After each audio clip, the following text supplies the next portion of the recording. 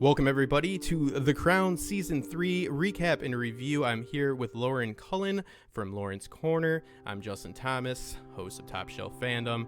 If you're watching this on YouTube, make sure to subscribe and like. If you're listening to us on any one of the many iTunes and podcast platforms out there, please make sure to subscribe and leave a comment in one of those 5-star reviews saying how awesome it was.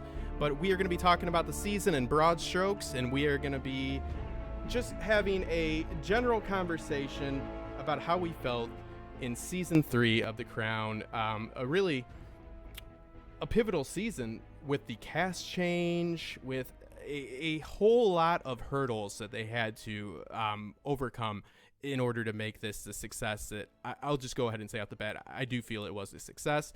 I'm somebody that was a huge fan of the first and second season, and it did it for me. It's got its issues, and we'll talk about them. But Lauren, would you like to introduce yourself, and we'll kick it off here? Yep, certainly. I am Lauren. I have a channel called Lauren's Corner. I do poetry, book reviews, hard-hitting interviews with other YouTubers to get to the heart of who they are.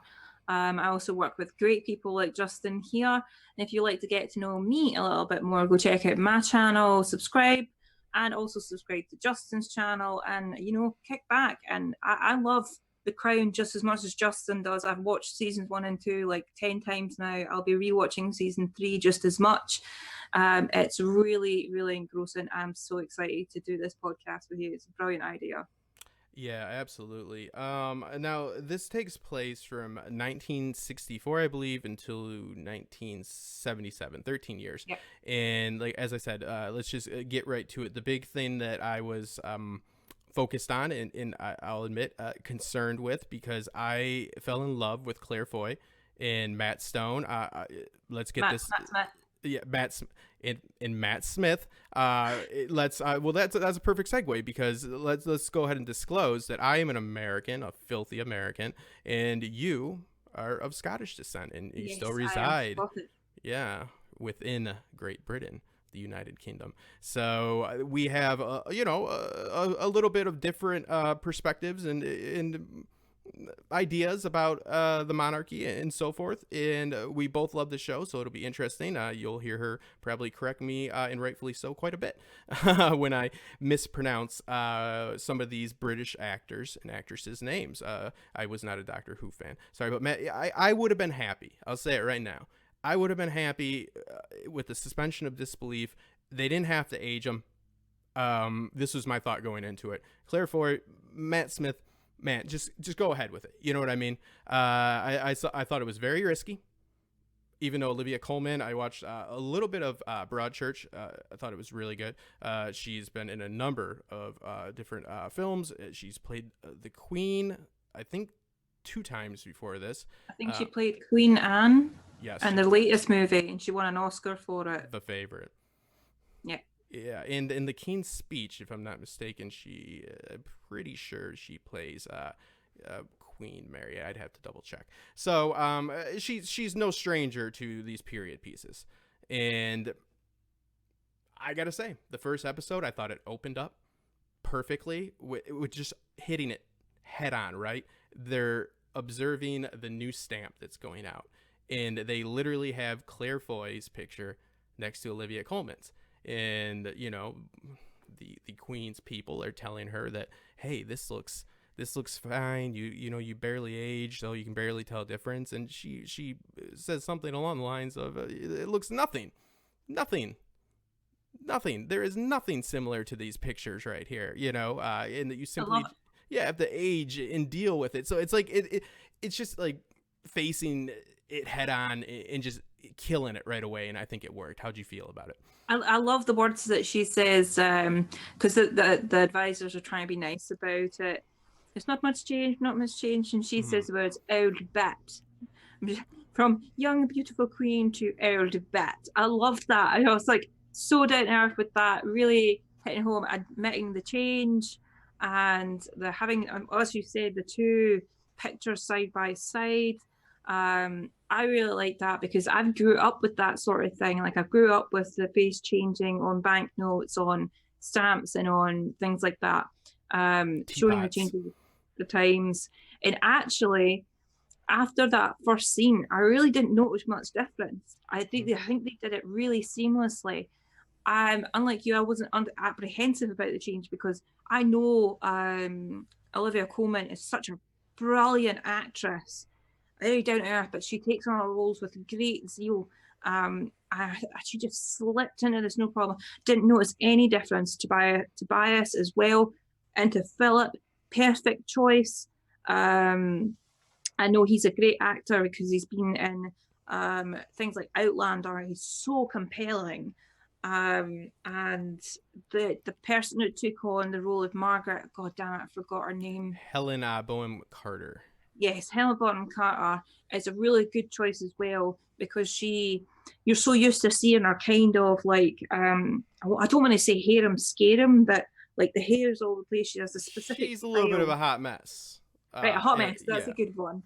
But she also used to be friends with Margaret as well, so she has that kind of connection. She knows, and just to see her, it was seamless. I really enjoyed it didn't feel like a different show. It felt like the same show, just a different stage. I was really pleased with that. And then the additions of the newer characters and the aging up of the previous like staff, like Martin Charis, Major Dean, all the staff and things like that. Perfect. I think they nailed it. Yeah, absolutely. And I had no worries about their abilities as performers, but I honestly, because that was my first introduction to Claire Foy and Matt Smith, and I really thought that they just nailed it, and I was like, don't fix what's not broken. But I think it was appropriate, and I know I listened to only a little bit of the podcast, the official podcast, which I actually do enjoy that a lot of shows are doing now for almost supplementary like content for you to get some more perspective, because as we rate these shows, it's always important to know what they were trying to achieve to say if they achieved it or not. So they spoke about it, and it made a lot of sense about the cast change and why they're so adamant about it. It's not that Claire Foy or Matt Smith don't have the chops to do it. It's that once I think the Queen is 38 at the beginning of this, 37 or 38, and Philip would be like 40. Or 40, I think he's 4 years older than her. So, they're about to be, she's about to be 40. He is for sure at least 40. There are certain things that a 40-year-old feels that a person in their late 20s just doesn't feel. So it's not that they can't pull off the part anymore, or adapt to the new story threads. It's just that there's that just internal just primitive feeling that they don't have, fortunately, that these actors do. And things don't work as well, like he says, things ache more, and just the day-to-day trials. They have more experience in life rather than what Matt Smith or Claire would have, which is totally relevant. I mean, if you're no 20-year-old's going to know what it's like to have like a dodgy hip, or how to get up off of a chair if you're a certain age and whatnot. I mean, for amount of like Prince Philip's energy, even he has to admit at some point, like, maybe he should slow down just a tad. And I think Tobias really is good at showing that. Yes, yeah, because he keeps up that aggressive and energetic, persona that he carries. He's sometimes comes off very frustrated in real life, from what I know, and he was the young, bachelor, but he wasn't a bachelor in the first 2 seasons, but always going out to the lunch club in his nice car with a bottle of champagne. He was going out and enjoying himself. He was a boy on the town, and now he's having to deal with things internally and externally that you didn't have to deal with before. And I thought that was a really cool insight, and it definitely speaks truth. And I think it's smart on the part of these showrunners and writers to make sure that the people that are depicting a certain age have gone through those ages themselves, because there's just certain things, like you said, that you can know that you're going to be more sore, you can know you're going to be more tired, more frustrated, you can know that it's probably going to be weird seeing like people that were not even born when you were in high school be able to drink beers at bars, like those certain little things. When I'm in my 30s, I'm like, oh shit, I'm getting old. Like, you know what I mean? People that are born, before 9/11 and stuff like that. Yeah, after 9/11. I mean, you know what I mean? Like, it's insane to me. I'm like, oh shit. Oh yeah. Yeah, me too. Like, for being at uni at my age for the first time and sharing classes with 18-year-olds, 20-year-olds, stuff like that. People who are only a couple of years older than my oldest daughter, bugs me. It freaks me out. Like, they don't remember watching the Twin Towers. They don't remember the Lockerbie bomber or any significant attack or thing in history that's happened. Like, when I tell them how old I am, like, the prime minister I can remember, the earliest I can remember is just the tail end of Margaret Thatcher, and then right into John Major. That's as far back as I can remember. But it's really blows my mind to know that these kids don't know any of this, don't know any of that. And it blows their mind when I tell them I have a 14-year-old. So it's...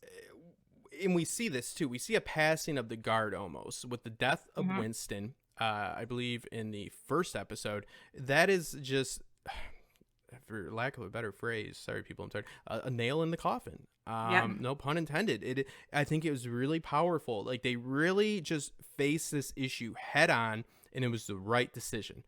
It could have been viewed as too rush. It could have been viewed as too overt, too strong of approach. Like they were too worried about it, so they're overcompensating. But no.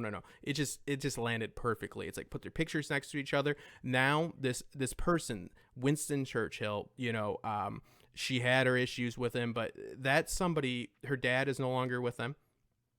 Obviously, that's how she became queen. But that's like the last person that I could imagine her looking to. You always have those generations above you, and when your grandparents go, it's like, all right, now the parents are next, and like you just keep moving up that ladder. And I think that Winston's death, it was. I think it's a moment for her to just have a realization that it's all on her now, right?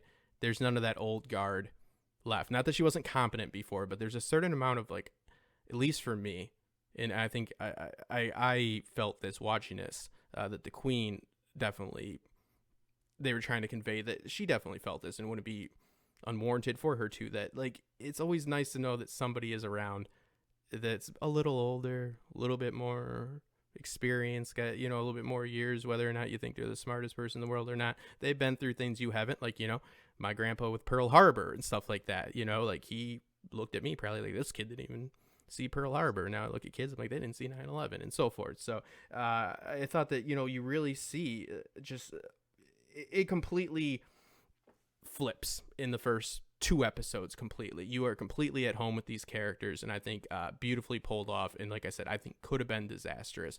I guess for nitpicks with the makeup, I feel with Tobias it was too much. I felt like that's my only complaint about it. I felt like they aged him a little too much. I've seen Philip at this time, and he didn't look like that.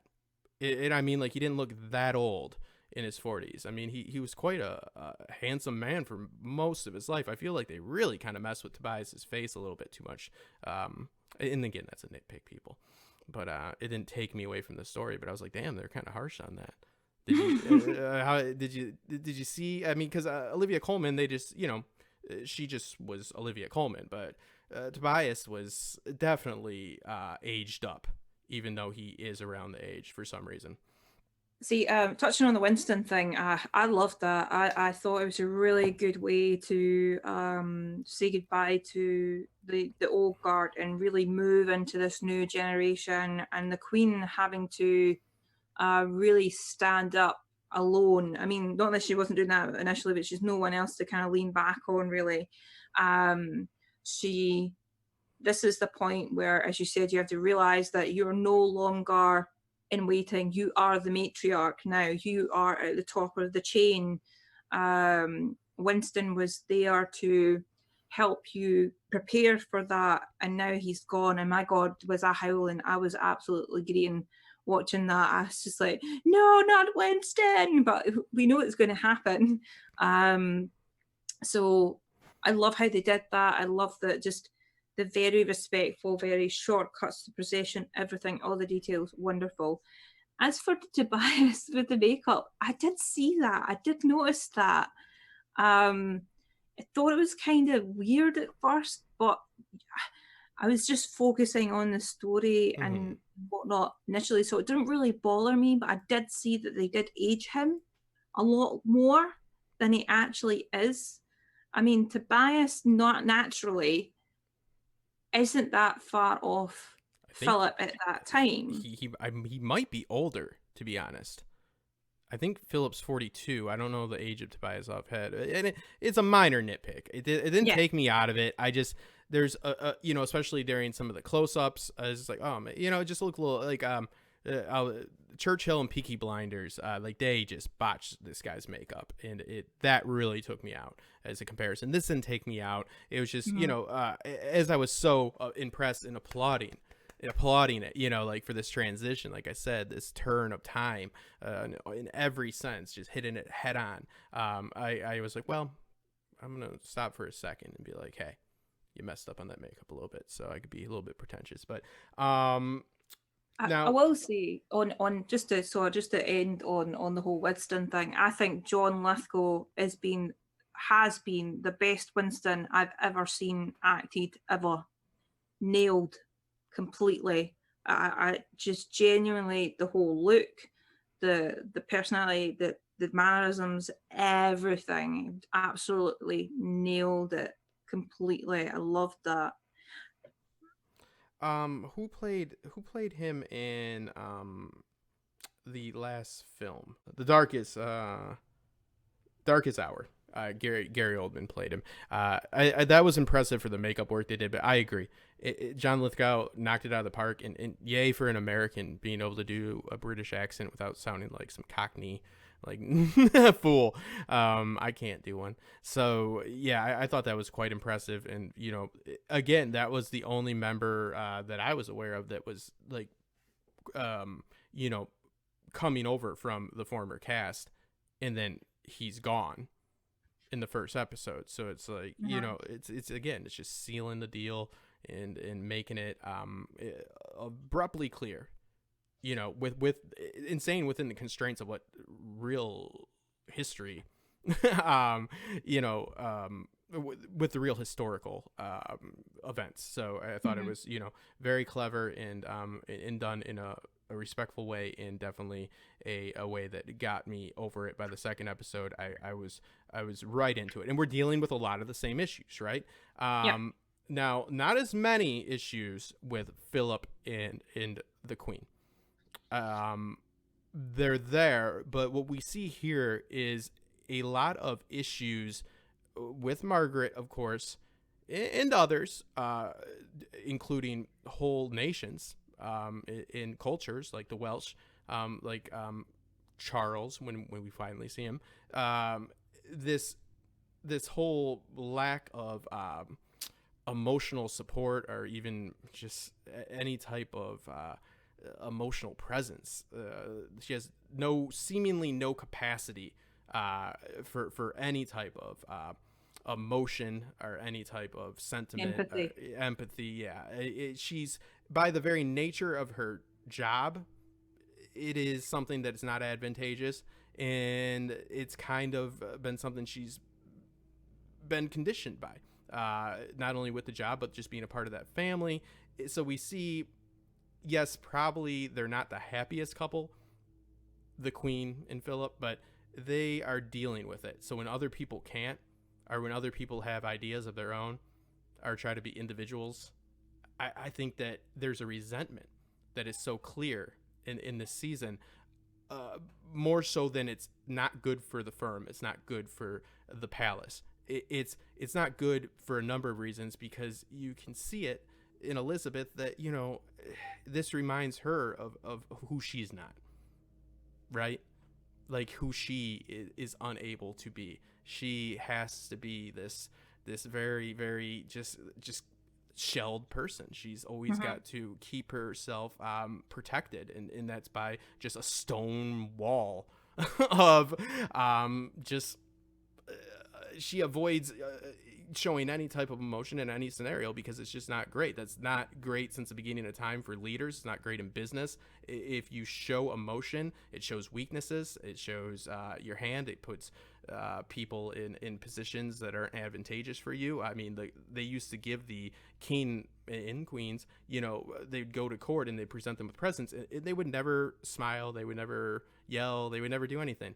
They would sit there and stare at them, and then somebody would tell them to leave, because they would leave that room thinking, oh my God, not he was so happy with, whatever, the pie with a bunch of pigeons in it, or all the jewelry I gave him, and, gems, whatever monarch it was. They think, they don't know where they stand. So they go back to, how can I please them? And we see this with Elizabeth, still with her meetings with the prime minister. She has somebody let them in. She rings that bell. They go, they leave. It's like small talk only if she invites it. It's still very much so present that that old, like almost middle-aged, medieval way of being a monarch. That coldness and that power. Dynamic is still there. They have to be very much always be on their tiptoes. She just will look at them and ring that bell, and then they leave. It's not great for her to be like, I was very pleased with all of this. Thank you so much. Now, we do see a little bit of that, but that coldness is necessary. Unfortunately, all those worst attributes and personality traits are advantageous in business as well. So, we tend to see scumbags climb. But yeah, that emotional coldness is very present in her. What did you think about the inner family dynamic this season? Oh, just it opened up a lot more. As in for the coldness, like I'd love that even she points out, given the whole Aberfan tragedy thing, where she's the last one to go, all the other family members go first, and they feel something with the horror and the shock of it all, and it really is horrific. And she points out that she can't feel a thing, and that's how she's been brought up. And that, she came out of the house in Wales and dabbed a dry eye, and people were like cool with it, and fell for it essentially. But I love that interaction she has between our prime minister and him saying, sometimes it's okay to be that stone. It's okay to not feel, because when everything is crazy, people need that solid calmness. If you're maybe emotionless, then people will reflect on that and know to stay calm. I love that scene between them, and I love how the Queen at least goes about trying to feel something. She gets the recording of all the families singing that hymn together, and you see the end scene where she sheds a tear. And it says at the end, that's one of her greatest regrets for not being there soon enough. Mm-hmm. And which is kind of true, because when there was an incident about a year or two ago where a block of flats was on fire, the Grenfell tragedy, and the next day, boom, she was right there. She was there before Prime Minister May was there, out in force. She makes sure she's there. That's how she deals with that coldness. And I quite agree. You've been brought up in this whole conditioning of royalty, monarchy, the war. I think it becomes just part of life, and it's just who you are. It's part of who she is. As for the family dynamic, now Can I ask you one thing about it? Just one. I find it interesting what you said. Do you think it's hard for her to shell her emotion, to like keep the poker face, or do you think she's worried because she doesn't have to keep a poker face. She has to struggle to emote. I think it depends on the context. I think in later seasons you'll see her doing small things in public that will show a stance. So, for example, like Diana's funeral, Took a she long steps out time in on front. that. I know, and then in gives the nod as she goes past. And she does that when she visits Northern Ireland for the first time in years. These slight nods and things like that are her taking a stance, as she says, is showing emotion, showing something. And you'll even see in some like weddings or funerals, you'll see some slight kind of disapprovals or things like that. Sometimes she can't help it because there's obviously a tradition, but she obviously knows the feelings of the public versus like government and things like that. You got all these things. She'll take in account for that. It's not like she's totally heartless. I think in some context she just has to be a certain way. When it comes to her family, there's a fine balance between being the monarch and being the mother. And being in monarchy, you don't really have a mother. You're just, this is your mum, these are your nannies, you know. And that's also a very upper class thing as well. It's not just in monarchy. There's a lot of men, women, whatever, that grow up in boarding schools or have nannies and things like that. And it's true, like you see in I think it's season 1 where she gives them all a good shakedown, like getting a good telling off from nanny. That's all those boys really want, and that really shines through and that it's really very striking, the absence of the children for both Margaret and Elizabeth. That really hit home. I felt it very, very sad. And Margaret says as well in one of the scenes where they're sitting together for the documentary that the normal for them is sitting in like isolation from each other, which is very, very true. And it's heartbreaking. This very big family that usually shows up on big events together isn't really that well connected. They're connected by telephones, by servants, by people of the staff. The children are kind of abject, just kind of in themselves. Apart from Anne, Anne seems to be mostly comfortable, but she's very much a badass in contrast to Charles. And the spouses of the royalties as just, they have their own way of dealing with things, even though they're not necessarily mature or productive in being that way. But you have to make do with what you have, don't you? Yeah, and like I said, we said this off air, it's a very interesting dynamic because there's what she feels, there's what the queen is supposed to do, and then there's what the public because if there's a reason why she's the only, I know there's like technically some other like duchesses and princes out there, you know, but in Europe she is the only like legitimate monarch that like has she anything, is the queen. yeah, that has anything to do like with the government. You know, how we won't get into, but it's just my opinion as an American. But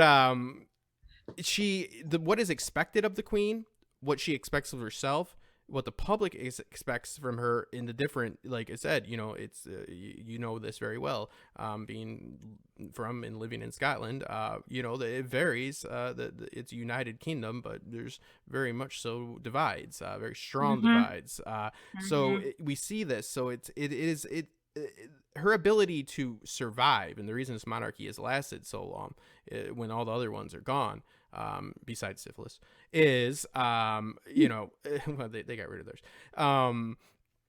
I'll joke aside, it is because, you know, she is able to give up power when she needs to, but then she is expected to take command and be at the forefront. You know, the prime minister comes pretty much groveling to her on many occasions, and it's not just one prime minister, it's multiple prime ministers. You know, it's like, it's pretty much like, okay, you need to stay out of the government. And then, oh, can you go ahead and help us out with the French? Can you go out and help us out in Wales and so forth? So it's like, hey, shut up and wait, and then, oh, please hurry up and run to our aid. So what is expected of the Queen, like what the historical precedence is, compared to what is expected to her from the palace, who we see are very much so her handlers. It's just it has to be a very, very stressful and frustrating and a no-win. And I'm not saying that she's a perfect person by any means. I have no illusions about people in power. I tend to think that whatever, she's made the best out of the situation. She's managed to have that institution survive, for better or worse. And I think there's some good in there. But you can't help but to empathize with her situation, because again, it's like, what am I supposed to do as a queen traditionally? What's historical precedence? What is am I supposed to do in Liverpool opposed to Wales, opposed to Norfolk, in fucking Birmingham, in London? What do I do up north? What do I do in Scotland? What do I do in Edinburgh compared to Essex?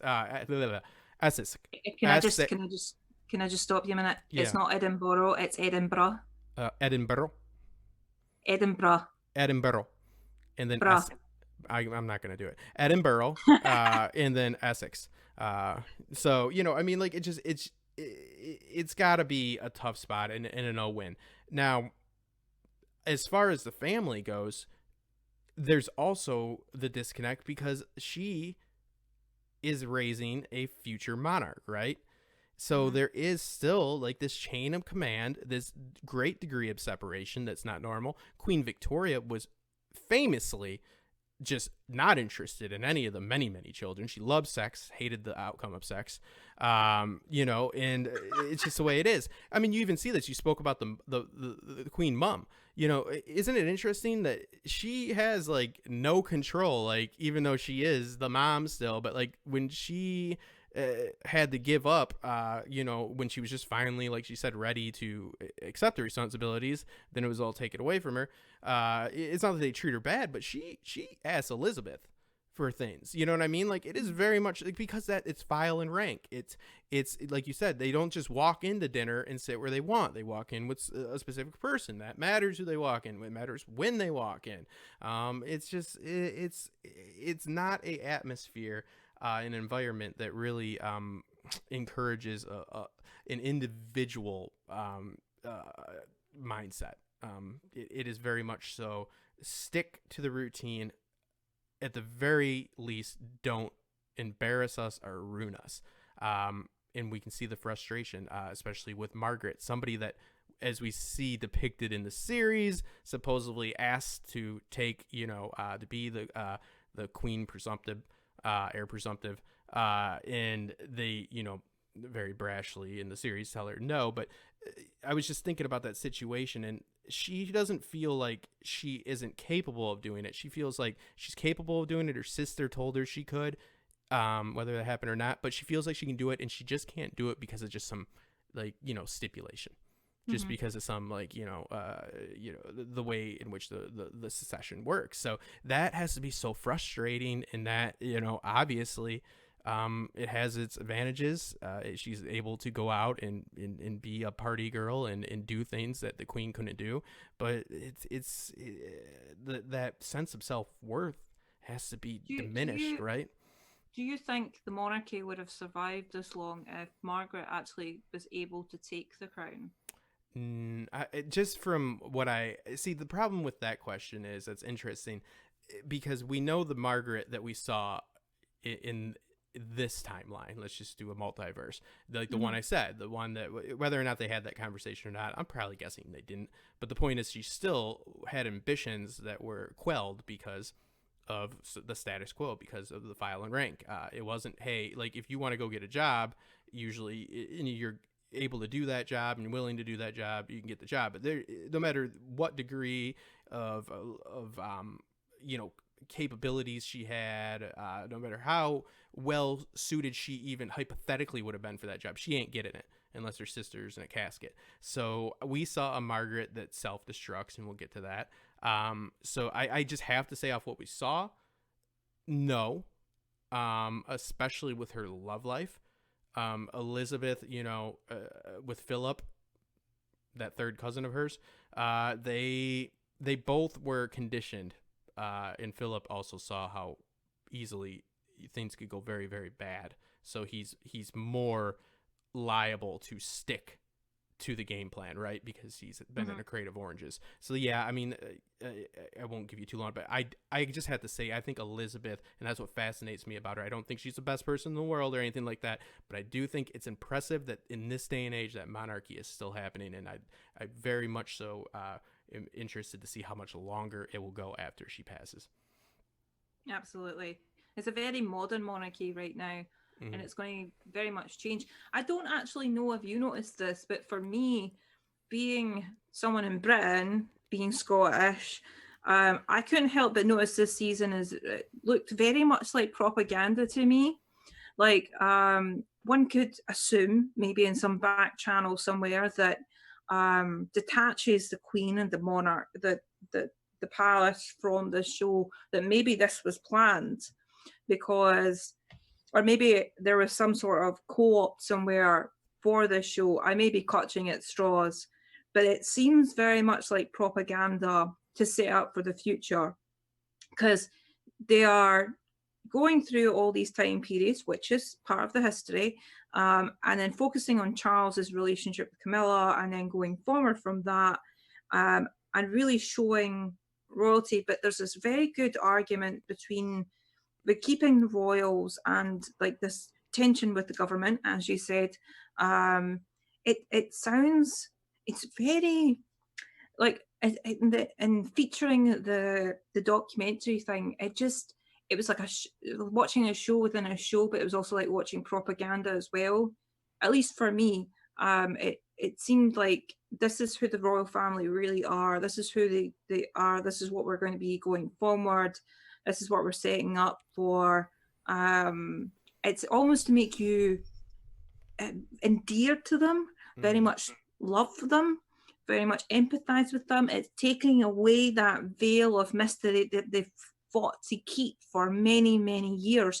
And fair enough, the show is a history lesson and it's entertainment, but I couldn't help but see like it was some propaganda. Do you understand what I'm saying? Yeah, well, I again, I can understand, because I don't know how I am fascinated, because I'm fascinated with history, and I'm fascinated with, from the Plantagenets to the Stuarts, to the Gorgeous Georges. I love studying history. So it's fascinating to me to see like what, like even at the first shot, like when they're doing the proper I believe they're just bringing her robes for the day or whatever, like just the whole show that is still being put on, like, is a little fascinating to me.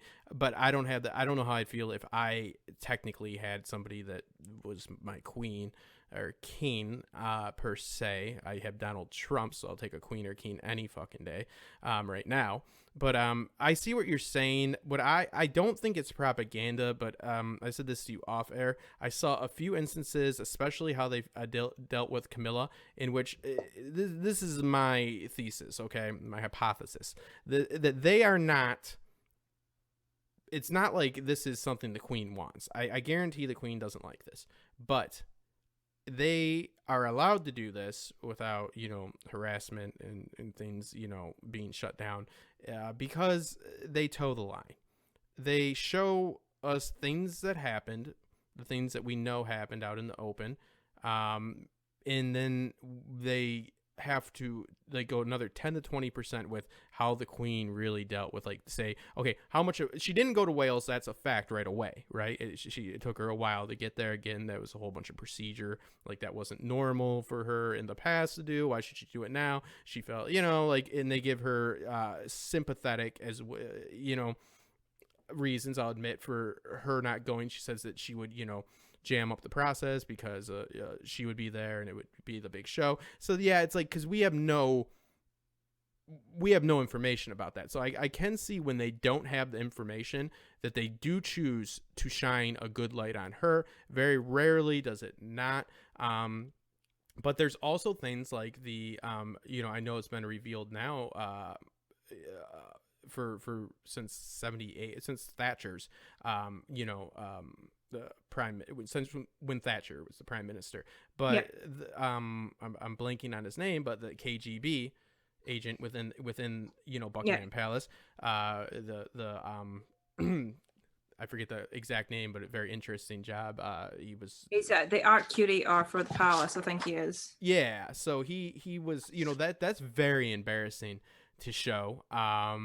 A lot of the stuff with Philip in the earlier seasons was fairly embarrassing. Did not look good for them, especially for Philip. It does seem with the Queen, though, they do find ways that are kind of contrived in some instances. So I'll agree on that when they have all the agency over the situation to depict the emotion and how much of a struggle it was to do this or that behind the scenes, because again, it's all just conjecture at that point. They do very rarely, and I can't think of anything off the top of my head, like shine put the Queen in a bad light. So I'll give you that. I don't think it's propaganda. I think that it's very favorable to her. But again, as a whole, I don't imagine they enjoy this. I don't imagine they watch it. I don't think the Queen or Philip might enjoy it too much. I think some of the younger royals might find it fascinating. Maybe not totally approving of it, but the other reason why I'm saying propaganda is because over here I've seen a lot of daytime TV shows having most of the royal connections. Like, so there's lots of lords and ladies that have been on talk shows talking about it and really talking about the crown, or they've just been coincidentally on to sell a book and they've ended up talking all about the crown. I mean, Margaret's Lady in Waiting has been talking about it greatly. A lot of the lords and whatnot that are very close to Philip and the Queen and Charles and things like that have been talking about it, and in a very good light, and making distinctions between, is it history or is it just entertainment or is it both? And you can see a lot of that. Now, where my point on the propaganda thing ends is when we get probably come into season 4, and not to put this on a downer, but the latest revelations today or this week for the royal family, Prince Andrew is certainly making future seasons of The Crown very, very interesting if they do come to do that. I don't know if you've been keeping up with that or want to kind of touch on that or not. It's up to you. But that was my one of my very big thoughts about it. Yeah, I don't want to get too political on it. Yeah, you're talking about the Epstein stuff and other there's quite a few things that's happening with them right now. First off, Philip is not doing well. It looks like that's coming up. Also, there's the whole William thing. So there's many things that are like I said, I am under no illusion that this is wait.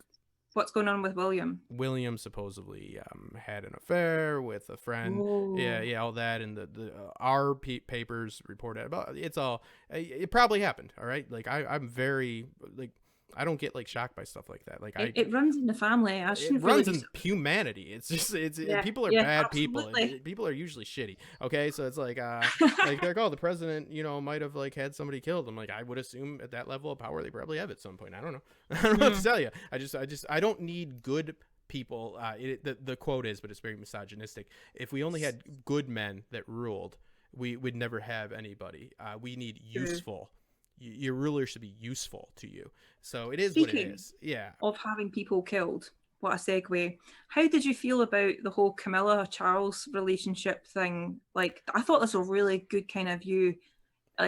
Personally, when Camilla came on screen, I wanted to like it, but I didn't. Like, it was like that whole part of Diana's death and everything coming out really still sticks in the back of my mind, and the feelings are still there. So I wanted to like Camilla, but it didn't. It was just something about being me and being British and witnessing all that. And I'm just like, you homebreaker, but I know that's not necessarily the whole case. Mm-hmm. You know what I mean? How did you feel about that kind of relationship? Do you have any problems with Camilla, or? I had a problem with the casting. I didn't. Okay. I didn't buy her as. I know what Camilla looks like in real life. But like supposedly when she's younger, she was some sex pot. It is what it is. I just didn't buy it. I didn't see like the. I thought like Anne is a good. It's not. I mean, she's obviously a pretty girl, but there's like a certain like how Anne carried herself. I mean, breakaway star. Erin Doherty. She's been in like 3 things. I mean, she did a hell of a job. Like, I did not expect to even give a shit about Princess Anne. Right? Yeah. And I was like, oh man. Not to get off, but the soundtrack, especially the songs that were playing, so good. And the score for this by Hans Zimmer is very well utilized as well, and a lot of these scenes would fall very flat without him, as most would. It's not a knock on it. It's just it's very well done. Camilla, I just was like, I don't know. I didn't buy that she was like this. She's with Andrew Parker Boyles. He's like this Boyles, yeah, okay. Boyles, I'll call him Boyles. I don't care. But I thought we're depicting this playboy with this girl that he's yearning after, and she came off as more of a tomboy to me, and that's my take. It's maybe it's a little misogynistic. I don't know. I'm being honest. I had a little bit I didn't get the suspension of disbelief. It was a little bit of a detach for me. I thought like the casting in Camilla was a bit confusing because she looked too much like Diana. Yeah. That really threw me off. I like, is this Diana or is this Camilla? I'm really confused right now. I mean, they are in some ways similar looking women, but like I did feel awfully confused watching it. Like, it took me a while to kind of set that as, right, that's Camilla. That's that person. But I can't help feel a bit like, where's Diana? I want Diana in this. Like that sort of missing thing, even though that's not her time period, more or less. Yeah, I think that it was important for them not in that. It was one of the. I was very confused on how so many people were. People were telling me, "Oh, we're going to see the death of Diana." I'm like, no, we're not. Like, this is, everybody's got 2 seasons. Like, and then we'll have 2 different sets of actors and actresses for the final part of our story here, and it's just not in the cards for this season whatsoever. And I thought we could have seen I thought we might see a glimpse for like at the very end, but I didn't not I didn't have any issue with not seeing her, because I thought I thought it was important that they really conveyed and they mirror the relationship with his uncle. Lord Mountbatten? No, and not that uncle, the one that advocated, David. Yeah, the Duke of Windsor. Yeah, so David and Charles have their relationship when he is passing as well. And Wallace, I believe Annabelle Wallace, right? Wallace Simpson, yeah. Wallace Simpson, yeah, Annabelle Wallace Simpson. I knew the whole name. But it's like you see this side of Charles who I was not ever aware of. Whether or not that's who he is, I don't know. I know he comes off as very unsympathetic, unrelatable.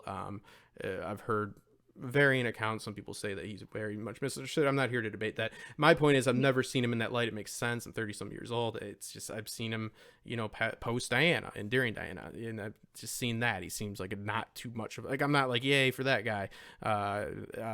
In this, there's obviously a middle ground. Everybody's got their story, and everybody's got their struggles, and I thought it was well done. And it would make sense that he has seen a history in that family of them suppressing relationships, of them doing things these underhanded tactics that they do it in this season as well with Camilla. So I thought that the Camilla dynamic was necessary. That I will fault them on Camilla falling short in my book.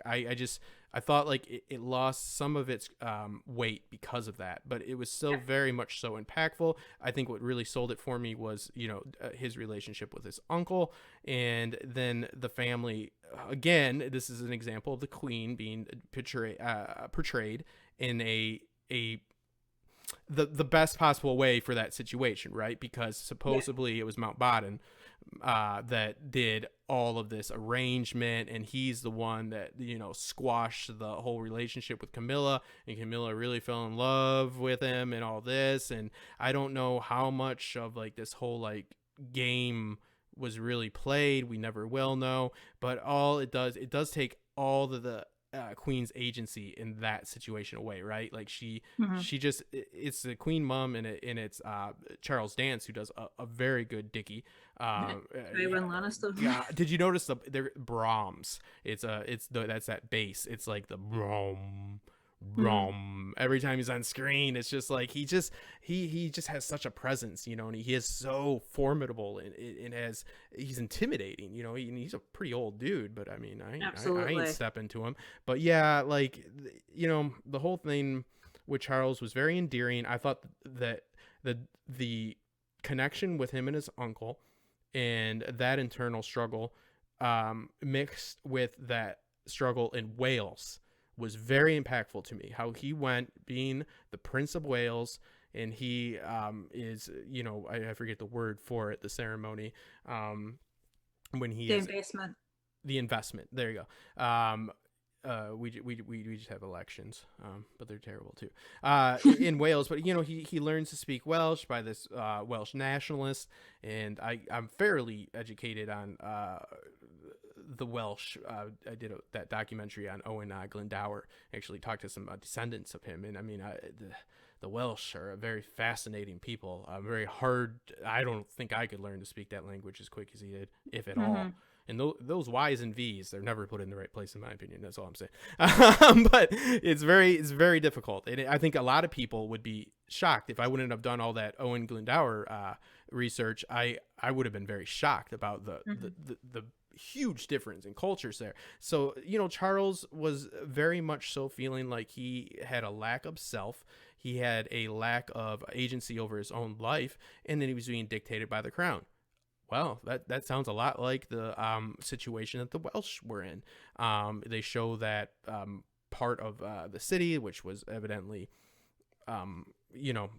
made into a reservoir. I'm sure that did happen. How vindictive that was or whatever, I don't know. But it's not great when people are already not feeling good that you sink like part of their land. I don't think it might have been vindictiveness. I think it's ignorance.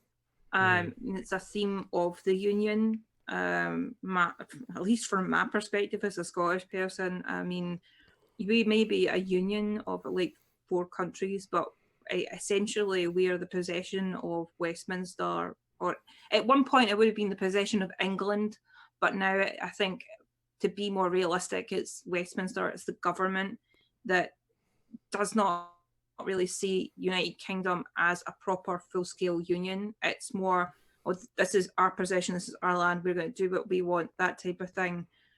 So I do sympathise with the Welsh nationalists a lot, but I am Scottish, and it's a history, it's a thing that goes throughout the whole, even to this day, the whole thing about the union and just rule based in England. It's unsympathetic. It's ignorant.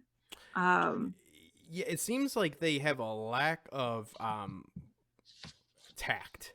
They don't like. Okay, like I'm just gonna go ahead and say that I'll give them the benefit of the doubt, just for argument's sake, and say they probably didn't make that into a reservoir like to be vindictive or to shit on the Welsh people.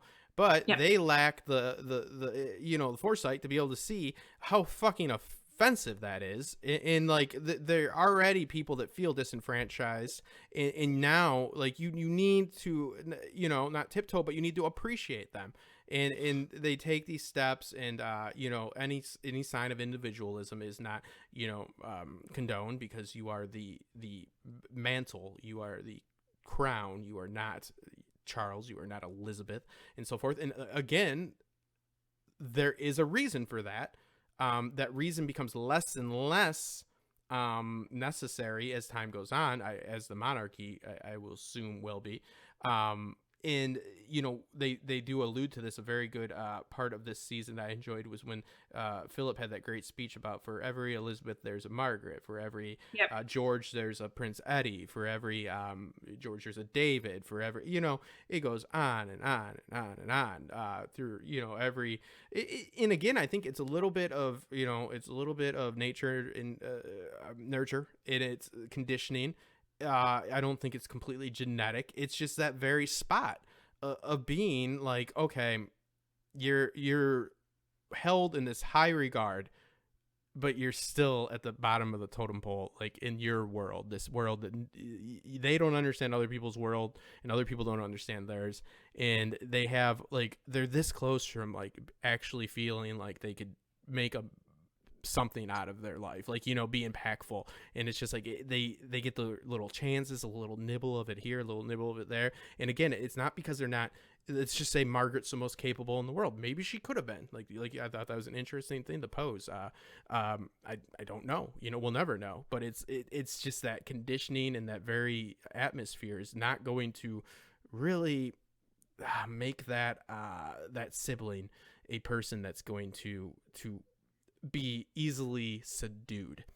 They're going to act out. It just seems like it's just natural, that resentment, like I guess like with Philip, my first point was, Philip and Elizabeth seem to, it's not like all their problems went away, but they've learned to internalize them, which isn't healthy.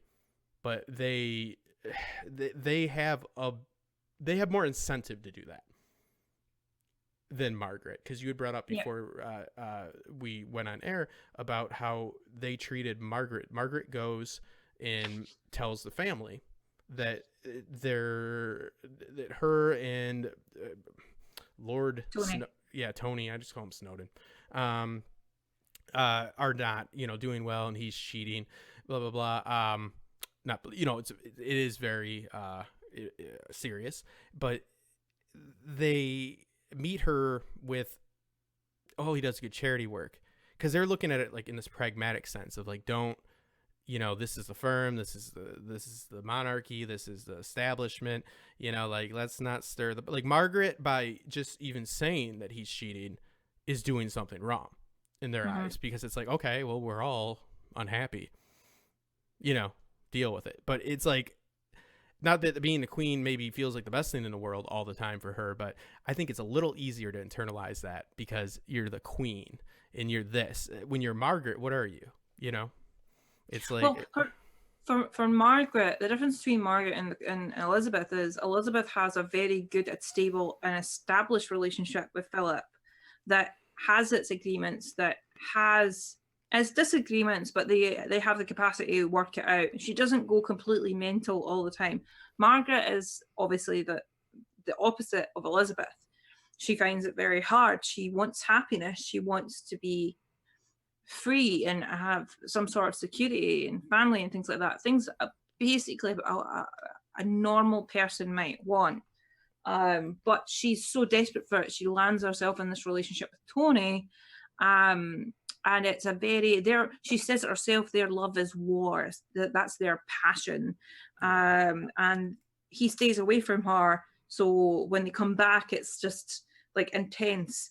But the whole cheating thing for me was very one-sided, because she does say it to her family at the dinner table, like, Tony's cheating on me, it's my birthday, have some sympathy for me. And they're all like, oh, but his photography is very nice. Oh, his charity work's very brilliant, blah, blah, blah. And she loses the rag, and quite rightly so. And it just shows how kind of cold-hearted they are in that kind of sense, or how so used to it they are. It's a business. It's a business, but he is away, sitting in this old house that he's purposely made so she doesn't go there. I like the wallpaper. And I know the wallpaper was brilliant. It was hilarious. But she wants to step out herself. If he gets to do it, why can't she? Yeah. And the minute she does it, like everything comes tumbling on her. The minute he finds out, he's the one that gets mental at her and says, I will divorce you, I will take you for everything.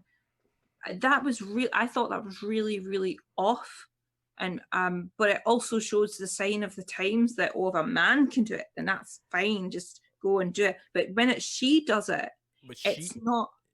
she did it, and it was publicized. It was in the newspapers. I think that, now I'm not dismissing their just total lack of empathy for her and her total dismissal of her feelings, but the issue is she shows up in the newspaper with some young man. He is cheating, but who knows that? Them. That's fine. You know, like who told her that she was supposed to be happy? You know what I mean? It's like their point of view on life, essentially. Keep up the status quo here. I again, not agreeing with it, but like that it's not. It's she messed up because she got in the newspaper being unfaithful. That looks bad on the family. Your emotion doesn't matter. How hurt you are doesn't matter. But if you're publicly scandalous, if you're publicly doing something that is not ethical, not moral, that is not kind, then it's an issue. Because when other people see them acting evil, acting in vindictive ways, it's not good. It's like, keep it in house. Yeah, and you definitely, I think that they do take a effort to shed a little bit of information on him, in the sense of like shitting on him. I'm looking for a better way to say it. By when he seems to be opportunistic with the whole teapot and all that. And she wants to have the discussion. The queen wants to talk with him, and he's sitting there pitching his swag. Now, again, I bet you the queen has no issue with that stuff, and is more than happy. But they made it look, I can see what you're saying, because when she took that teapot, she looked kind of like, I don't like, but yeah, okay. She's bringing in that money. But yeah, like I think they're not trying to. He is a hypocrite. He, it's like, yeah, well, you can't do that to me. How dare you leave me? Yep. You know what I mean? It's a power thing. It's because they're like, you mentioned it before. Passion, it's very dangerous, because when it runs hot, man, it runs hot. But when it's cold, that's when it goes to shit. So it's like these very sedated third cousin. Yes, I'll marry you. Sorry that I messed up. I won't go to my lunch club. Like these very, they don't make for the best romance novels, but they make for good monarchs. Like she says it in there, that all of these traits, complacency, ability to keep emotions held inside and keep a game face on, and not be just driven by emotion, to have more, little bit of just actual, I'm searching for the word here, using a little bit of just intelligence and rationale when making decisions, other than being driven by the heart. So it's it's like a curse, and it's a gift at the same time, that she is able to search out these relationships. But it's like, be careful, because this relationship that you had all these, fun exploits, having sexy pictures and being in this, like we saw in season 2, like that runs cold, and now you are not really able to get divorced. And if you do, you better not do it in the way they're going about it. So it's it's a risky game. It's like, it's risky to be in love, right? It's risky to have real feelings, because you can't show them in any public way. So it's like, you're better off just having like a wife or a husband that you're like, I guess I'm fine with him, or I guess I'm fine with her. Like, you know what I mean? Like, you're better off like Yeah. like jumping straight to like the 50s and 60s, you know, couples that are just like, okay, well, he takes me to bingo. So it is what it is. Like, not like, oh, that sex is hot. It's like, He does stuff. yeah, you know what I mean? It's like, you Yes, know, just a little helps bit. me with my hip. You know, it's just, yeah, other than like, you know, he's good in bed. No, it's like, okay. It's just, that's, you know, that joy is dangerous. That pleasure is dangerous, because that is just something that can be used against them, and something that is going to make that situation so much harder to keep that coldness within. So if you don't light the fire, you don't got to put a fire out. No, it's true. Ladies, true. that's how I roll right there. I'll never light your fire. I'm not fucking taking you to bingo or anything like that unless you got a lot of money. So, but yeah, I mean, I think that Anne was just like I said before, I was very impressed, and it came out of nowhere. I thought that, obviously Olivia and Tobias did really, really good. Princess, Alice, I think we should touch on quickly. Oh, hell yeah. That was something that I was unaware of.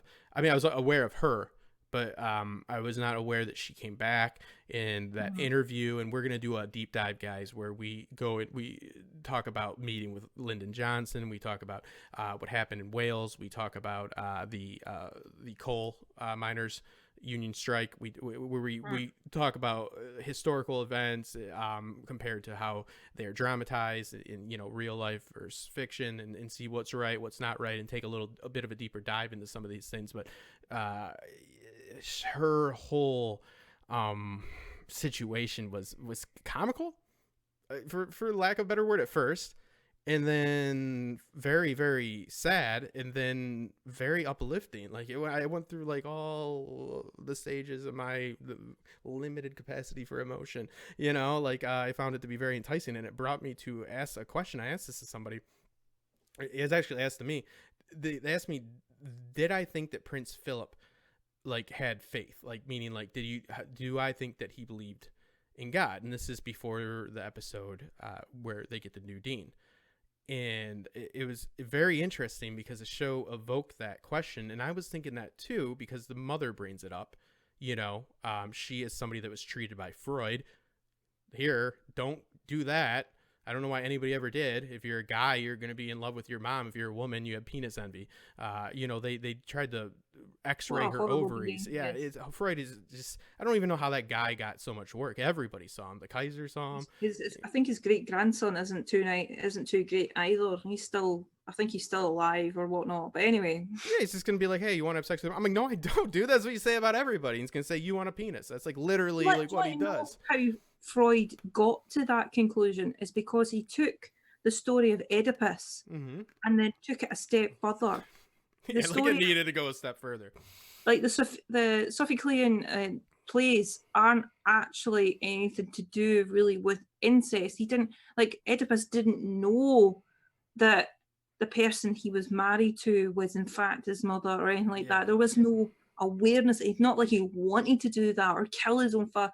Like, don't even get me like. Yeah, it's like God's playing. Yeah, it's just yeah, absolutely. Yeah, he thought that women grew up wanting to be with their fathers, so their fathers were with their moms, so they ended up hating women because of that. And then and this is his thesis. So then he said, okay, well, they can't have his penis, so that's already grotesque and weird. Then they want their own, thus penis envy.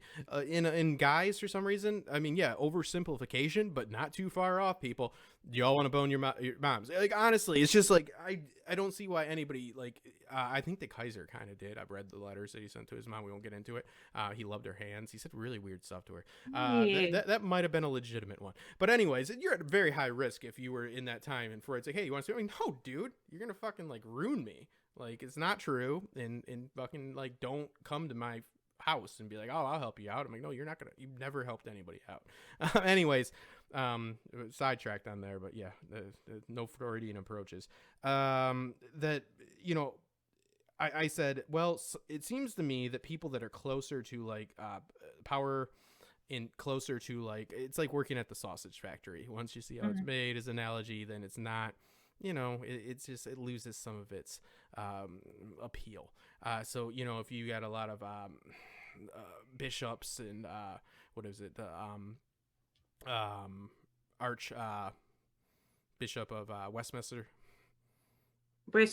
Canterbury, something. I don't yeah, keep track. they deal with all those people, and they see them on a human, like they see them, like, and they have a little bit of issues with them, like David had. It's like you're just dealing with them on a regular basis. It's like if you work with the Pope, and you see, like, I just assume that you would lose, like I would at least, and I'd be like, once you see the inner workings of it, it loses like this spiritual appeal in some sense. Like I just find it, because he's supposed to be God anointed as well, and everybody has self-doubt whether they want to admit it or not, so that'd be weird. You'd be like, oh, God picked me. So I just, my thoughts on it were, he doesn't probably have like a strong sense of faith, and he feels it's all a little bit silly, and we get this beautiful, which I'm not a very I'm a spiritual person. Oh man, I sound like a Californian. And I went through my atheist days, and I've come back around in my 30s to like having some respect for religion again. And I was like a Catholic altar boy. Never anybody did anything to me. I was fine. And all that. I grew up I grew up with religion and all that, and I've come like I've found my middle ground with it. To just give perspective on this. So I found it beautiful though that he has this St. George's house, which is something he's maintained, and it's almost like a therapy, like a 12-step program per se, but it's like for midlife crises. And I just found it was like, wow, that show did something right, because the person asked me, that conversation was brought up like with me, so like obviously that it made us wonder about his faith. And yeah, I think that like again, it's all conjecture, but I thought that he definitely would have, a detachment from that, because he's kind of part of it. So it's just like, I don't know. That's just how I would assume somebody would handle that, and it seemed to be true, right? But then after he met all the old Collins, Buzz, and Armstrong, these people that he idolized, men of action. He and they're all snibbling. They came off as snibbling, boys to him. Not downing on the astronauts, but they weren't these highly like insightful, like philosophical, like they didn't. He thought he was gonna get the meaning of life from meeting the people that just walked on the moon. Yeah, and they would have some deep insight into the world and perspective that nobody else had. And they're just like, oh man, like, and it was true, like, they had to stick to their list and all that, not to jump around, but it was very interesting. And then he goes back, and after he yelled, oh, I love how he is such a prick sometimes, but and he comes back, and I found that to be very moving, like very moving. I was kind of emotional. I thought, and I'm, again, that's why I get that perspective. I'm not like some die-hard, like I don't go to church. I speak with people like pastors and stuff about theology, and I'm interested in it, and I have respect for it again. I'm not the 20-year-old atheist that I used to be. You know what I mean? So to move me like that, and for me to see, because I saw real meaning in that. Like at least they didn't show them. They weren't shilling for accepting somebody as your savior. You know what I mean? Like it seemed like it was helpful. And it was a good middle ground. It definitely was, at least for me, seeing this whole midlife crisis thing. I mean, I've seen my stepdad go through it. I mean, he was kind of forced to go through it with his condition that he had like a couple of years ago before he passed. And you're going through like using the fancy car and trying to reignite some sort of youthfulness and whatnot. And the dean really hitting home and saying, you could probably do with some sort of somebody to talk to, etc. And I really loved those scenes. I loved that he was initially a prick, because that's basically what happens if you're struggling, if you're suffering, and you're not really paying attention or acknowledging that in yourself. You're denying yourself that to your inner self and being, and it's frustrating. And you will come across those things. I mean, the astronauts did come across like wee boys that were just seen going to the moon as a job. It wasn't as important to them as it was to everybody else. And I think maybe later on in life they've probably reflected on that, but it's obviously just conjecture in itself. when Philip finally comes round to sit and talk to all these men of the cloth, as a person who's not necessarily one who believes in God, but as men of equals, then I really enjoyed that. I mean, I'm not necessarily religious. I was brought up in the Mormon church, which is wildly different to most things. But I never really stuck to that. And I dipped into paganism and Wiccanism and philosophy. And my overall general feeling about religion is it can be whatever you necessarily believe in that has productivity for you to hold on to. Like I love philosophy. I love reading philosophy. I love finding out the different not meanings of life, but how to live your life through different minds, different people, different points of view and perspectives. It's when you start, yeah, like I love what you're saying. It's I think that's what Philip comes to terms with, is that he assumes that there's an answer out there for being happy. He assumes there's a fix, and it's of course, as most he's a Navy man. His career was cut short. This very much so was most likely the case. And it's like a man of action. Get out there and do something to make yourself happy. But you have to come to terms with, because there are things that you never get the answer to until you don't exist. Happiness needs to come from within. It needs to come from yourself. You need to be able to settle and accept your past mistakes and mature and not blame everyone else for your issues. That comes with maturity. It comes with accepting things. It's hard, but he does it really, really well within the context of like St. George's house. I really loved that scene, and just to see like shots of the Queen just looking at him, going like seeing that he's kind of settling and he's settling into his age.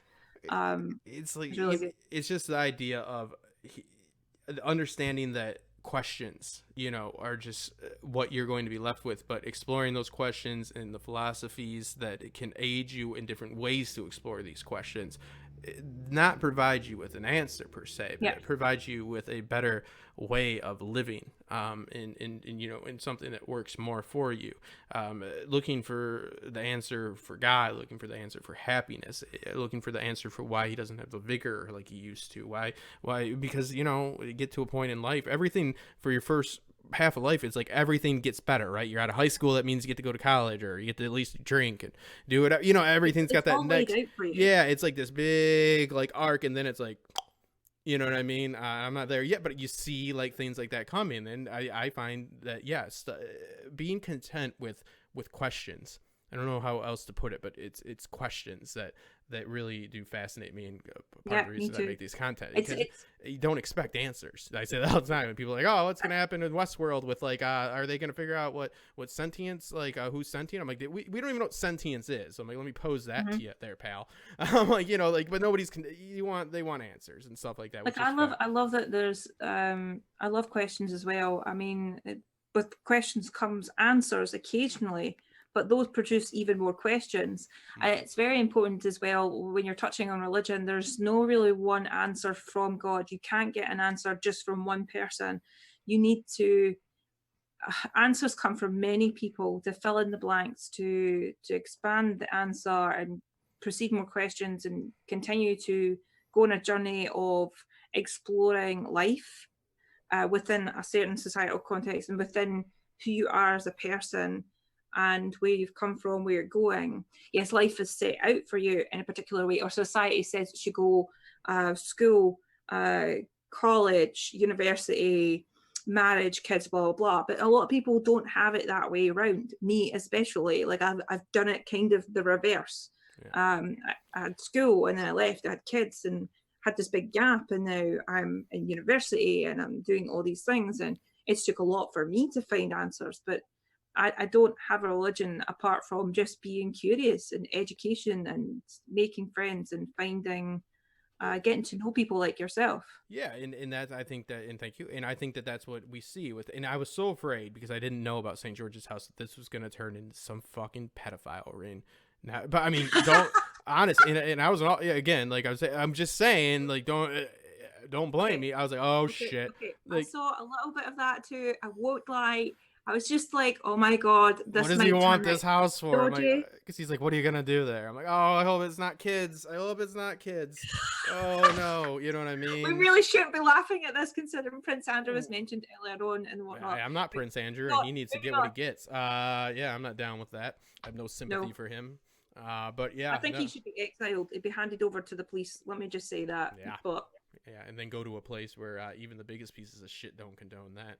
mhm. So yeah, just make it slow and painful. But anyways, yeah, it is what it is. Shit. But yeah, I found that very touching. Just because it was you saw him, come full circle and to be content with finding different ways to not he's like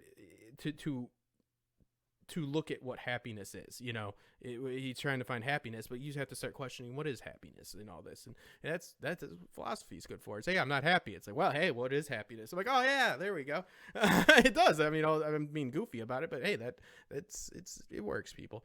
Trust me, I've been through some shit, and I've been able to use questions to help me get out of some of it. But yeah, moving on. Somebody that doesn't use questions, that uses a lot of booze and good times and good vibes. Margaret. As we wrap up here, the season does wrap up in somewhat. I don't feel that Margaret's story thread had enough weight to be the anchor for this, but the way I view it is more of an issue with the structure of the series. And I love this, people. Like this, obviously, I said it a million times, but just the fact that they stuck the landing on the transition, that was a lot of hurdles to overcome, and they did it. Knocked it out of the way right away. Bam, good. A lot of really good insights into the culture. We still had the interfamily dynamic, but we had issues with within the England, and issues within Wales, in France as well to a point. So you could see some diplomatic stuff. It really had it all, but it does end at what seems to be just something that doesn't have enough weight, a story thread, and that's Margaret. Not that she doesn't matter, but hey, in the sense of a narrative for a fictional depiction of historical events, because they can only know what happened, like the bullet points here, and then they have to make up the rest for how that went down. She starts her, I don't want to call it it's a downward spiral. At least in the eyes of the public, and so forth, and she falls on hard times, and they kind of culminate this series with Charles being in the Caribbean, which he's being separated from somebody that Camilla, who he loves, and you have the Queen having her silver jubilee, and but really it seems like they put Margaret on the back burner for like 1 or 2 episodes, and then they kind of drop her like it should mean a lot more than it does. That's my one complaint. But just to finish it off, I feel that that's because this isn't because it's not a resolution. This is this is your halfway point. This is 20 episodes. But in all fairness, I've been praising the series, and I recommend it. I give it an 8 out of 10. Great. Highly recommend it. But it's, if you have 10 episodes and then you're gonna have to take a year break, structure it in a way that fits. I know they have to stick with historical events, but there's other options. I'm not saying it's easy. I'm just saying that I felt like it was a little bit of a let me down. But I see where they're at in the progression. I get it. If this was 20 episodes, this is the perfect halfway point. But the halfway point with a year or so in between doesn't play so well. But if you were to binge this once it's all out, it's going to be fantastic. So, and it's fantastic anyways. It's just the end is, a little bit, I don't know. It's just my opinion. I think I'll go ahead and let you talk, and we'll wrap it up. You feel similar, I know, from our small discussion. Absolutely. I mean, I would give this season an 8.5, maybe a 9 at a push, but it was the ending that just felt kind of off. However, I do know that they're setting up, so it's like any good book, right? The first kind of bit of the book is kind of like the foundational stuff. and it's a bit tiresome until you get to that middle part, and then you're hooked, and then you're flying through all the pages. This is what they're doing. They're obviously ending one book and setting up the foundations for the other. So obviously it's going to feel kind of off, but I feel like they could have done like maybe one more episode, just a little bit, just to kind of round it. Perfect ending, so they can jump into season 4 when that comes around. I'm so glad it's going to only be a year's wait. I'm really looking forward to that. Even if they can get out sooner, perfect. Because by the end of it, I just felt like I needed the next season instantly, and that's a good thing. It's also a bad thing. I know I'm going to be rewatching this season quite a bit because it's just so watchable. I just feel the way they did things with Margaret there was something missing. But overall, like it was a really good season. I would just hazard people who are watching it just to not get too excited about seeing Diana in this or Margaret Thatcher or that's next season. It's too early for that. This is basically the whole foundational stuff, setting up, and overall it was good. I mean, my MVPs of this were Charles Dance with Lord Mountbatten. It was really good. I love the scene where they're singing Auld Lang Syne, which is a very typical Scottish thing that's written by, I think it's Robert Burns, and it's something we also sing at New Year's here typically. And I couldn't help but sing along with it. And Princess Alice was amazing. The scene between her and her brother, Lord Mountbatten, perfect. She's like, we're mongrels, who cares? Loved that. And Alice was just, not Alice, Anne was just everything. The car scene where she's singing along to David Bowie was just humming it all the way through, perfect. And I did eventually feel that sorry for the Duke of Windsor, just a little bit, even though we know more than Charles did at the time when he was writing to his great uncle. I did feel quite sorry for him. And did you notice that they buried him by himself, alone, in the middle of the Windsor compound? Like there was no other graves beside him. It was just him in a grave, like in the middle. It wasn't in the family. I don't know how they. I know there's probably a family, but I'm assuming that that Wallace is going to be buried or was buried with him. I have no idea. I don't think so. I don't think they didn't like her. I know that. Yeah, I know that Princess Alice, she was like dug up and then moved to a Russian Orthodox church. It was like the. It's something for the Mary Magdalene. It's some Orthodox Eastern church in Russia, it's like the church of patron Saint Mary Magdalene. It's weird. It's not weird. It's just it was odd when they did it, and I don't know the proper phrasing of it. Why did they dig her up? That was like part of her request, I guess. So we'll do that on the next episode. But that did happen. I don't know exactly why, but I'm assuming nobody made that decision. I'm assuming that her wishes weren't honored at first. And this is just my assumption here. And then they were, because that's where she wanted. It's a very specific place where she went. Unless she got made a saint. She didn't. It's just I think that they just didn't want to go bury her in a Russian Orthodox church like at the time, and and then a few decades went by and they're like, all right, let's do the right thing. At least let me die the way I want to. I think it was it's fantastic. It's not too many options they could have went with for a deeper impact as far as like resolution here, other than because what we're dealing with is like the origin story of Charles, the start of the fall for Margaret, as well as but we have a lot of like very horrible but exciting I hate to say it, but is events that are going to happen with the IRA, with Thatcher and stuff like that. I believe Margaret dies in 2002 when the Queen Mum lives to 102. She dies in 2002. I believe they die like a few months apart, which is fucking crazy. But I think that we'll see her downward spiral, but then what really is going to take main stage is going to be Charles and Diana and Dickie over with his issues, as well as Thatcher. Him getting killed. Yeah, also possibly some kids were involved. Unfortunately, a child did die, the kid that was loading his boat. So it's all very sad. But yeah, so they got a lot to. They didn't have a lot of options, to be fair. I maybe I'll try to workshop it like I'm some genius, but I'll do some storyboarding.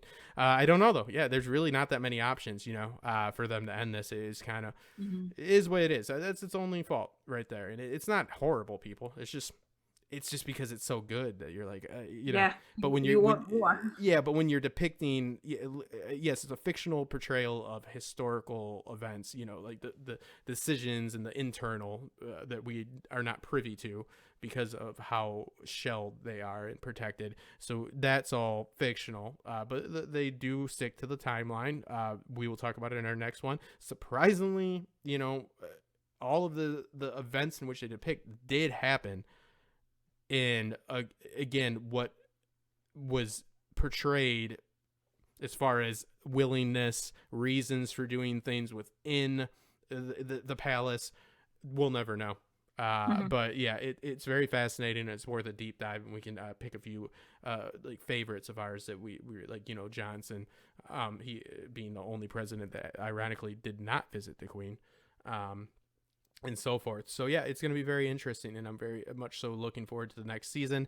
And they got over that hump of, again, the transition. So I feel like now for the last transition after this next season, it won't be as big of a worry. They pulled it off once, and I think they have the right mindset for it. Yeah, and it's just overall, man, I mean, great soundtrack. Oh, I just want to. Fantastic. Oh, and it's beautifully shot. They tend to tell the director loves to tell stories in sequences by like almost like a like it's a trail. I forget the proper word for it, but it's like relay. It's what is it, Chinese secret or whatever, it's like you're hearing a story about a party and it's being told by one person, so you see it happening at the Chinese party. whispered. Yes, yeah. So then, but they do that multiple times. Like you'll see the Queen being informed about something, and they flash to the event, and then there's a middle, man or woman, for the medium of the message, and it's very well done. It's very cinematic for something that could be very dull, because it would all be them in that room, right?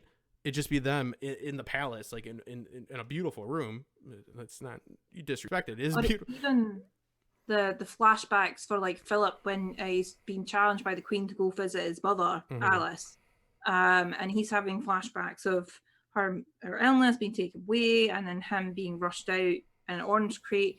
And there's a couple of nods to I don't know, maybe Game of Thrones a little bit. I actually think Tyrion's very much Philip, but that's a sidetrack note for anyone else that's listening. That's interesting, actually. Yeah. I've actually always felt like that Tyrion is basically Philip in a nutshell. But I love the flashback scenes and how they sequence them and put them together. You're absolutely right. They're flawless. It's very cinematic. It's like you would probably see in a movie. This show has a very good way of not being a TV show. Yes. It's very movie-esque. And if they manage to get like stitched together where you don't have like the intro between the episodes, you just have it as one long form thing, I would sit and watch that happily. It's Beautiful. I watched. Yeah, I did an unhealthy amount of binging for this.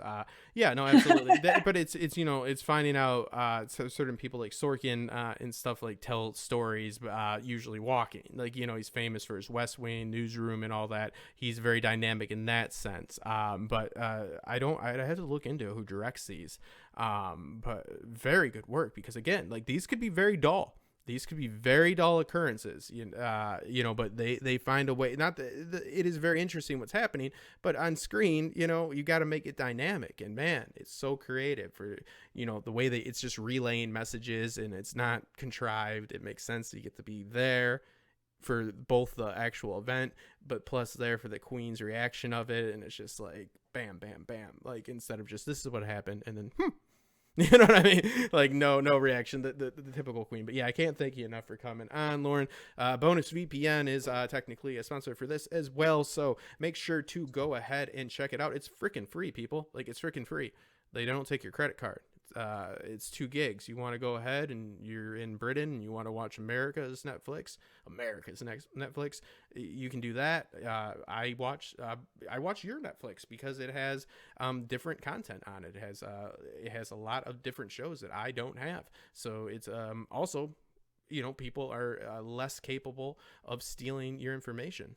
Just use the code, people. It helps out. They don't take your credit card. Use the 2 gigs. If you stick with it, you stick with it. If not, you get free 2 gigs of a VPN. Can't go around there. Thank you again. Make sure to subscribe to Lauren's channel. This, of course, will be available on TopShelf Fandom, but also we'll have it on iTunes, Stitcher, and every single platform known to man that a podcast can be on, which is just probably about like 300 at this point. Can't wait to have our next episode where we do the historical accuracy, but more so looking at the historical events and just shedding a little bit more light on the exact events that happened, like with the prime ministers that she went through, with what happened in Wales, with the coup, with Mountbatten. There's a lot of cool stuff that we can provide some insight to, and then that'll probably wrap it up, unless there's a huge demand for one more. But yeah, definitely 2 episodes is needed for this wonderful series, and I'll go ahead and play us out here as soon as I make sure this is gonna have some volume to it. Good chatting to you, people. This is Hans Zimmer's score for it. Very beautiful, very beautiful, excellent. I want the soundtrack. A lot of the zombies. You got the Who on there. You got a lot of good stuff on there. A lot of great cinematic stuff.